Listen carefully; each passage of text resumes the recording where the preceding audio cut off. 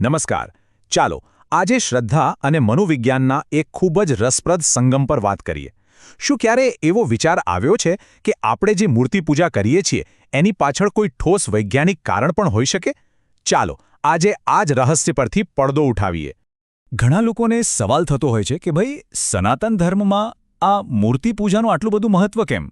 શું આ ખાલી એક પરંપરા છે જે વર્ષોથી ચાલી આવે છે કે પછી એની પાછળ કોઈ ઊંડું મનોવૈજ્ઞાનિક રહસ્ય પણ છે? તો ચાલો આજે આ પ્રાચીન પ્રથા પાછળનું વિજ્ઞાન શું છે અને એ આપણા મન પર કેવી રીતે અસર કરે છે એને જરા ઊંડાણપૂર્વક સમજીએ. તો આ સમગ્ર ચર્ચાને આપણે 4 મુખ્ય ભાગમાં વહેંચીશું. પહેલાં તો એ જોઈશું કે આ એક શાશ્વત પ્રશ્ન કેમ છે. પછી વાત કરીશું એકાગ્રતા પાછળના વિજ્ઞાનની. ત્યાર પછી સમજીશું કે દૈવી ઉપસ્થિતિનો અનુભવ કેવી રીતે થાય છે અને મૂર્તિ એક ઊર્જાનું કેન્દ્ર કેવી રીતે બને છે. અને છેલ્લે આ બધામાંથી જે મુખ્ય તારણો નીકળે છે એના પર નજર નાખીશું. તો ચાલો શરૂ કરીએ. ખબર છે ઘણીવાર એવું બને છે કે આપણે આપણી જૂની પ્રાચીન પરંપરાઓને બસ એમ જ અંધશ્રદ્ધા ગણીને કાઢી નાખીએ છીએ. પણ હકીકત એ છે કે આમાંથી ઘણી બધી પ્રથાઓ પાછળ માનવ મન અને શરીરનું ગજબનું વિજ્ઞાન છુપાયેલું છે. અને મૂર્તિપૂજા એ બરાબર આનું જ એક ઉદાહરણ છે. એની આપણા મન પર ખૂબ જ શક્તિશાળી અસર કરવાની ક્ષમતા છે. તો મૂળ વાત સમજવા જેવી એ છે કે મૂર્તિપૂજા એ ખાલી શ્રદ્ધાની વાત નથી. ના, એ તો આપણા મન માટે બનાવેલું એક પ્રેક્ટિકલ ટૂલ છે, એક વ્યવહારુ સાધન છે. એ આપણા મનની એક જે કુદરતી આદત છે ને કે કોઈ ભૌતિક વસ્તુ પર ધ્યાન કેન્દ્રિત કરવું, બસ એ જ આદતનો ઉપયોગ કરીને આપણને આધ્યાત્મિક રીતે આગળ વધવામાં મદદ કરે છે. હવે આવીએ સૌથી મુખ્ય મનોવૈજ્ઞાનિક કારણ પર, એકાગ્રતા. આપણી સાથે કેટલી વાર એવું થયું છે કે આપણે પૂજાપાઠ કરવા બેઠા હોઈએ અને મન ક્યાંયનું ક્યાંય ભટકવા લાગે. દુકાનના હિસાબથી લઈને ઓફિસના કામ સુધી બધું જ યાદ આવે. બરાબર ને? આ એકદમ સામાન્ય સમસ્યા છે અને મૂર્તિપૂજા એ આનો એક બહુ જ સુંદર ઉપાય છે. ચાલો એક નાનકડો પ્રયોગ કરીએ. અત્યારે જ તમારી આસપાસ રહેલી કોઈ પણ એક વસ્તુ પર નજર કરો. કરી? હવે બસ એના વિશે જ વાત કરવાનું કે વિચારવાનું શરૂ કરો. તમે જોશો કે તમારું બધું જ ધ્યાન કુદરતી રીતે એ એક જ વસ્તુ પર આવી જશે. બસ આ જ સિદ્ધાંત મૂર્તિપૂજામાં કામ કરે છે. મૂર્તિ શું કરે છે? એ આપણા ભટકતા મનને એક જગ્યાએ બાંધી રાખવા માટે એક ભૌતિક આધાર, એક એન્કર પોઈન્ટ બની જાય છે. અહીં કહ્યું છે એમ જ, એક મૂર્તિ કેન્દ્રબિંદુ તરીકે કામ કરે છે, જે આપણી ચેતનાને સ્થિર કરે છે અને મનને ભટકતું અટકાવે છે. અને આનું સૌથી મોટું ઉદાહરણ કયું ખબર છે? આરતી. જ્યારે આપણે મંદિરમાં આરતીમાં ઊભા હોઈએ છીએ ત્યારે ત્યાં હાજર સેંકડો હજારો લોકોનું ધ્યાન એક જ જગ્યાએ એ મૂર્તિ પર કેન્દ્રિત થયેલું હોય છે. અને આનાથી એક જબરજસ્ત સામૂહિક ઊર્જા પેદા થાય છે. પણ રોકાઓ, વાત અહીં ખાલી એકાગ્રતાની નથી, એનાથી પણ આગળ છે. મૂર્તિપૂજા આપણને એક ઊંડો, ભાવનાત્મક સંબંધ બાંધવામાં પણ મદદ કરે છે.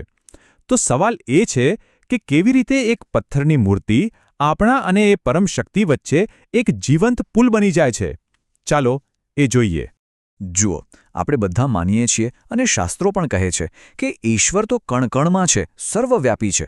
પણ સાચું કહું તો આ એક એવો વિચાર છે જેને પકડવો, જેને અનુભવવો ખૂબ અઘરો છે. એ અમૂર્ત છે. મૂર્તિ શું કરે છે?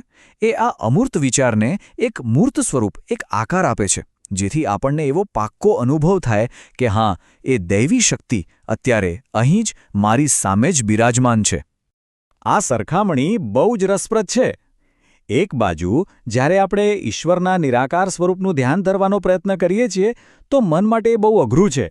એ ક્યાંક ને ક્યાંક ભટકી જ જાય છે. પણ બીજી બાજુ જેવી આપણી આંખો સામે એક મૂર્તિ આવે છે તો એને એક આધાર મળી જાય છે. મન તરત જ શાંત થઈ જાય છે અને આપણે એક ઊંડો સંબંધ અનુભવી શકીએ છીએ. આને સમજવા માટે એક મસ્ત ઉદાહરણ છે. માની લો કે તમે કોઈ મ્યુઝિયમમાં ગયા અને ત્યાં તમારા કોઈ મનપસંદ હીરો કે મહાન વ્યક્તિની મીણની પ્રતિમા જોઈ. તમે એની પાસે ઊભા રહો તો એક ક્ષણ માટે પણ એવું લાગે ને કે જાણે એ પોતે જ હાજર છે. બસ આ જ મનોવિજ્ઞાન અહીં કામ કરે છે. જ્યારે આપણે મૂર્તિ સામે ઊભા રહીએ છીએ ત્યારે આપણું મગજ આપણને એ દૈવી શક્તિની હાજરીનો એકદમ સાચો અનુભવ કરાવે છે. અને આનાથી આપણો સંબંધ વધુ ગાઢ બને છે. પણ આ તો થઈ માત્ર મનોવિજ્ઞાનની વાત. કહાની અહીં પૂરી નથી થતી.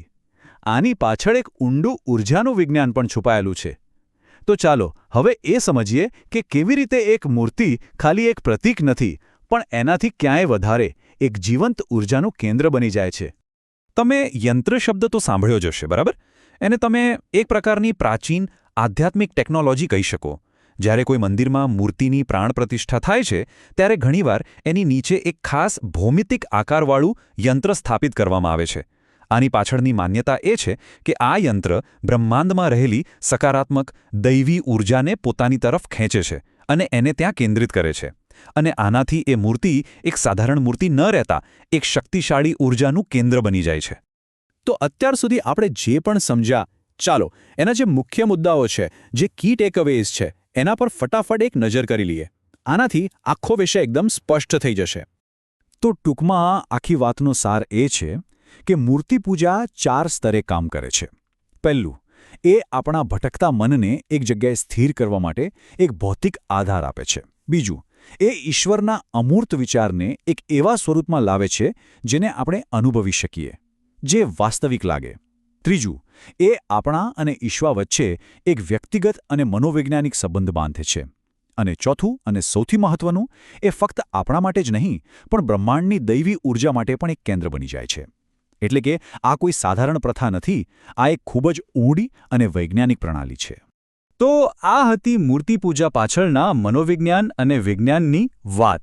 જો આ સમજૂતી આપને ગમી હોય, જો આમાંથી કંઈક નવું જાણવા મળ્યું હોય, તો આ વિડીયોને લાઇક જરૂર કરજો.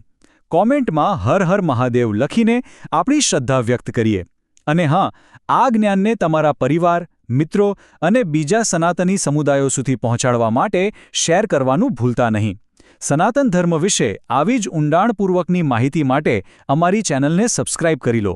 ફરી મળીશું એક નવા વિષય સાથે. આભાર.